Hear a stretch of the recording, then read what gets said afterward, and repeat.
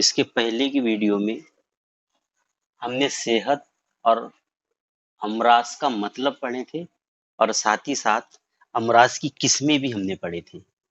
آج ہم کو پڑھنے کا ہے کچھ متعدی امراض کو۔ سب سے پہلے ہم کو یہ سمجھنے کا ہے کہ متعدی امراض کا کیا مطلب ہے۔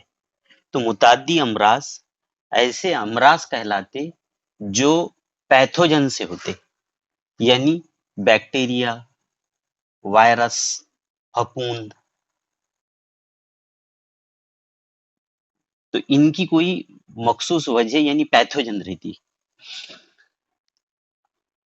متعدی امراض کے میں ہم سب سے پہلے پڑھیں گے ٹی بی کو، یا اسے اردو میں دق کہا جاتا۔ اس بیماری کے ہم 4 پہلوؤں پر دھیان دیں گے۔ سب سے پہلے مرض کی وجہ کیا ہے، اس کے بعد مرض کا پھیلاؤ کیسا ہوتا، یعنی تعدیہ کا واسطہ کیا ہے، اس کے بعد مرض کی علامتیں کیا ہے، اور آخر میں اس بیماری کے لیے انسداد اور علاج۔ تو دق کی وجہ کیا ہے؟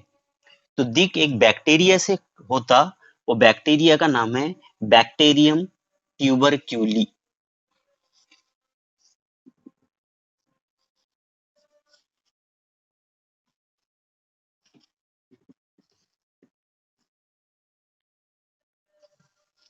بیکٹیریم ٹیوبرکیولی نام کا بیکٹیریا جب جسم میں جاتا اور جانے کے بعد وہ جب ہمارے جسم پر حاوی ہو جاتا تو ہمیں دق نام کی بیماری لاحق ہوتی۔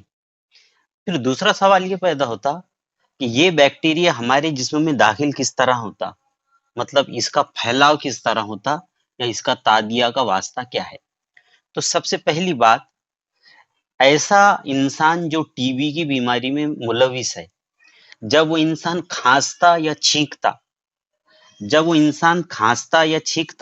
تو اس کے منہ سے بہت باریک باریک تھوک کے قطرات، بڑے تو نزدیک گر جائیں گے، لیکن چھینکنے اور کھانستے وقت جو باریک باریک تھوک کے قطرات رہتے، جنہیں مرکزی ننھے قطرات بھی کہا جاتا، وہ ہوا میں شامل ہوتے، اور ہوا میں شامل ہو کر وہ دور تک سفر کرتے، اور جہاں جہاں لوگ اس کے زد میں آتے، لوگ جب سانس لیتے تو سانس کے ذریعے دوسرے انسانوں کے جسم میں داخل ہوتے۔ تو سب سے پہلا مرض کا جو پھیلاؤ ہے وہ ہے تھوک کے ذریعے۔ اس کے بعد ٹی بی کے مریض میں مبتلا لوگوں کے ربط میں رہنے سے بھی بیماری ہوتی، یعنی ٹی بی کے مریض کے ساتھ اگر آپ کا اٹھنا بیٹھنا ہے، کھانا پینا ہے، تو آپ کو اس دوران ٹی بی کی بیماری لاحق ہو سکتی۔ اور تیسری وجہ اس کی پھیلنے کی یہ ہو سکتی کہ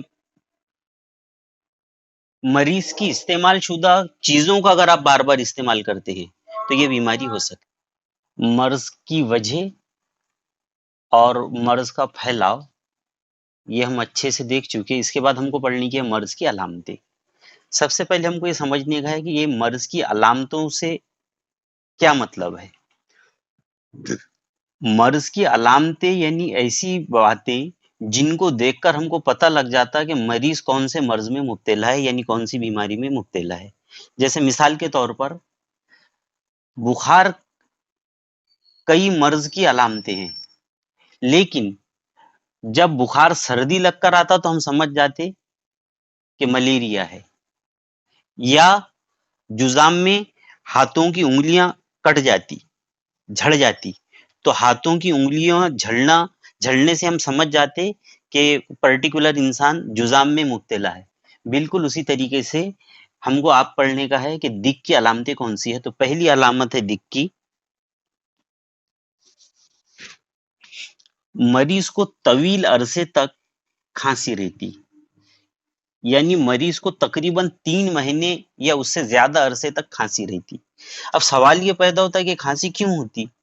آپ لوگوں کو معلوم ہے کہ جو تنفس ہے، تنفس کا نظام ہمارا ناک سے شروع ہوتا، حلق، سانس کی نالیاں، قصبی نالیاں اور پھیپھڑے۔ تو ٹی بی کے بیکٹیریا یعنی بیکٹیریم ٹیوبرکیولی یہ پھیپھڑوں پر حملہ کرتے، اور آپ لوگوں کو معلوم ہے کہ جیسے ہر جاندار کو غذا کی ضرورت ہے، بالکل اسی طریقے سے ٹی بی کی بیکٹیریا کو بھی غذا کی ضرورت ہے۔ جب وہ بیکٹیریا پھیپڑوں سے غذا حاصل کرتے، تو غذا حاصل کرنے کے لیے وہاں پر وہ تغذیے کا عمل کرتے، جس کی وجہ سے انہیں غذا تو حاصل ہو جاتی، لیکن پھیپڑے ڈیمیج ہو جاتے، زخمی ہو جاتے، اور زخمی ہونے کی وجہ سے سانس لینے کے عمل میں دشواری پیدا ہوتی، اور انسان بار بار کھانستا، تو یہ کھانسی 3 مہینے یا اس سے زیادہ عرصے تک جاری رہتی۔ یہ ہے پہلی علامت۔ جب کھانسی ہوتی رہتی، تو کھانسی میں پہلے آپ کو بتا چکا کہ یہاں پر زخم ہو گئے، اسی لیے مریض جب تھوکتا اور خاص طور پر بلغم تھوکتا، تو بلغم کے ساتھ خون خارج ہوتا، یہ ہے اس کی دوسری علامت۔ اور تیسری علامت یہ ہے بلغم کے ساتھ خون کا آنا۔ جب مریض سانس لیتا، تو آپ لوگوں کو معلوم ہے کہ سانس لیتے وقت پھیپڑے پھیلتے اور سکڑتے۔ اب یہ عمل کے دوران عام انسان کو تو اس میں کوئی دشواری نہیں ہوتی، لیکن ایسا انسان جو ٹی بی کے مریض میں مبتلا ہے، اس کے پھیپڑے خراب ہو چکے، اگر بیماری زیادہ پھیل گئی، زیادہ بڑھ گئی، تو وہ زخمی بھی ہو جاتے، اور اس دوران پھیلنے اور سکڑنے کے دوران، تنفس کے دوران جب پھیپڑے پھیلتے اور سکڑتے، تو انسان کے سینے میں درد ہوتا اور سانس لینے میں دشواری ہوتی، یعنی تنفس میں دشواری ہوتی۔ اور پھر کچھ علامتیں اور ہیں، جیسا کئی بیماریوں میں ہوتی کہ یہ مریض کا وزن کم ہو جاتا، وہ کمزور ہو جاتا، یہ ہے اس کی علامتیں۔ اب ہم کو پڑھنے کا ہے اس کے لیے انسدادی تدابیر اور علاج۔ انسدادی تدابیر یا انسداد کا کیا مطلب ہے؟ تو انسداد کا مطلب یہ ہے کہ ایسی تدابیر اختیار کرنا، بیماری ہونے کے پہلے ایسی تدابیر اختیار کرنا کہ ہم وہ بیماری سے محفوظ رہیں، یعنی انسدادی تدابیر۔ جیسا مثال کے طور پر کچھ بیماریاں جو پانی سے ہونے والی ہے، وہ بیماریوں سے بچنے کے لیے، تاکہ ہم کو مستقبل میں وہ بیماری نہ ہو، اس لیے ہم گرم پانی کو گرم کر کے پیتے یا چھان کر پیتے۔ یہ پانی سے پھیلنے والی بیماری سے بچنے کے لیے انسداد ہے۔ اور علاج، علاج جو کیا جاتا وہ بیماری کے ہونے کے بعد کیا جاتا، دوائیں وغیرہ لی جاتی۔ اب ٹی بی کے لیے ہم کو پڑھنے کی ہے انسداد اور علاج، تو اس میں سب سے پہلے یہ ہے کہ بی سی جی کا ٹیکہ لینا، اور عام طور پر یہ ٹیکہ بچہ جس دن پیدا ہوتا اسی دن اس کو دیا جاتا۔ اور آپ لوگوں کو یہ بھی بات معلوم ہے کہ عام جو بھی بیماری کے لیے ہم ٹیکہ لیتے، وہ بیماری ہم کو مستقبل میں نہیں ہوتی۔ تو بی سی جی کا جس نے ٹیکہ لے لیا، اس کو زندگی بھر ٹی بی کی بیماری کا خطرہ لاحق نہیں ہوتا۔ تو پہلی تدبیر ہے بی سی جی کا ٹیکہ لینا۔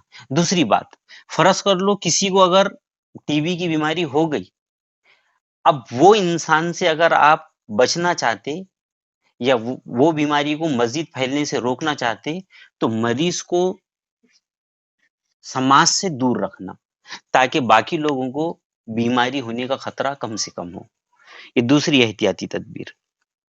تیسری اور خاص احتیاط ہے کہ مریض کا علاج بہت احتیاط سے کرنا، علاج احتیاط سے کرنا، اور مریض نے دوائیں بالکل ریگولر لینا، اور یہ دونوں چیزیں پراپرلی ہو، صحیح ڈھنگ سے ہو۔ اس لیے گورنمنٹ کی طرف سے ٹی بی کے مریضوں کا علاج کرنے کے لیے ایک اسکیم چلائی جا رہی، جس کو کہا جاتا ڈاٹ۔ اس کا لانگ فارم ہے ڈائریکٹ آبزرویشن ٹریٹمنٹ، یعنی مریض کو سامنے رکھ کر اس کا دھیان رکھا جاتا اور اس کو دوائیں دی جاتی۔ تو یہ اگر مریض تھرڈ اسٹیج میں ہے، ڈینجرس اسٹیج میں ہے، تو ڈسٹرکٹ لیول پر ٹی بی کے ہاسپٹل ہوا کرتے، اور وہاں پر مریض کو دوا سامنے یعنی ایڈمٹ رکھ کر ڈاکٹروں کی نگرانی میں دوائیں دی جاتی۔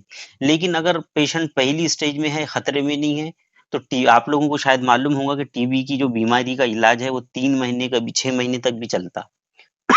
اب 3 مہینے اور یا 6 مہینے تک اگر ڈاکٹر اس کو ٹریٹمنٹ کا سجیشن دے رہا، تو کئی مریض لاپرواہی کی وجہ سے بیچ میں دوائیں کھانا چھوڑ دیتے یا کچھ دنوں کا گیپ ڈال دیتے۔ یہ لاپرواہی نہ ہو، اسی لیے سرکاری دواخانے میں جو آشا ورکرس یا ہیلتھ ورکر جو رہتے، وہ مریض کے گھر پر باقاعدہ دونوں ٹائم جاتے، مطلب مریض کو ڈائریکٹ آبزرو کرتے، اس کو اپنی نگرانی میں دوائیں دیتے۔ یہ جو اسکیم ہے یہ کہلاتی ڈائریکٹ آبزرویشن ٹریٹمنٹ، اور یہ خاص طور پر اپنائی جاتی ٹی بی کے لیے، کیونکہ ٹی بی کی بیماری دنیا سے اور خاص طور پر ہمارے ملک سے ختم کرنا ضروری ہے۔ اور خاص بات یہ ہے کہ یہ بیماری کی جو دوا ہے اس میں اگر گیپ ہوا تو یہ بیماری آگے چل کر تکلیف دیتی ہے اور وہ جلدی اچھی نہیں ہوتی۔